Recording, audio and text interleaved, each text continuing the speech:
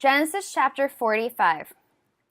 Then Joseph could no longer control himself before all his attendants, and he cried out, "Have everyone leave my presence." So there was no one with Joseph when he made himself known to his brothers. And he wept so loudly that the Egyptians heard him, and Pharaoh's household heard about it. Joseph said to his brothers, "I am Joseph. Is my father still living?" But his brothers were not able to answer him because they were terrified at his presence. Then Joseph said to his brothers, "Come close to me."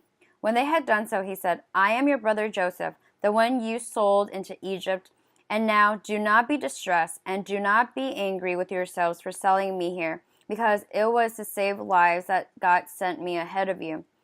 For 2 years now there has been famine in the land, and for the next 5 years there will be no plowing and reaping. But God sent me ahead of you to preserve for you a remnant on earth and to save your lives by a great deliverance. So then, it was not you who sent me here, but God. He made me father to Pharaoh, lord of his entire household and ruler of all Egypt. Now hurry back to my father and say to him, 'This is what your son Joseph says. God has made me lord of all Egypt. Come down to me, don't delay. You shall live in the region of Goshen and be near me, you, your children and grandchildren, your flocks and herds, and all you have.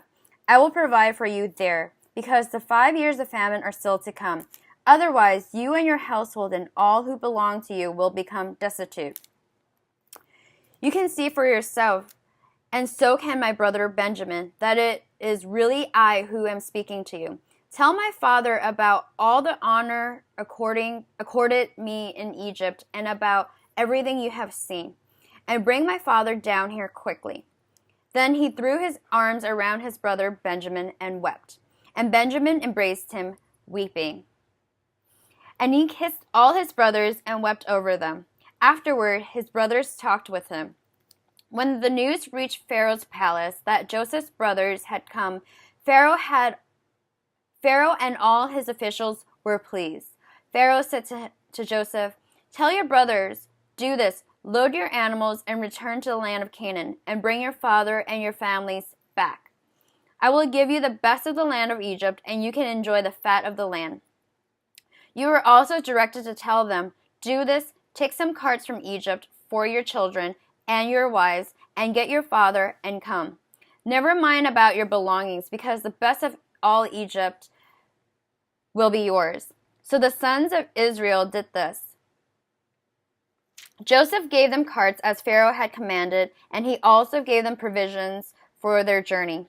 To each of them he gave new clothing, but to Benjamin he gave 300 shekels of silver and 5 sets of clothes.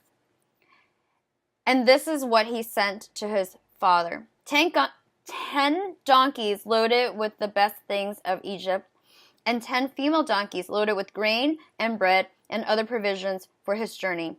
Then he sent his brothers away, and as they were leaving, he said to them, "Don't quarrel on the way." So they went up out of Egypt and came to their father Jacob in the land of Canaan.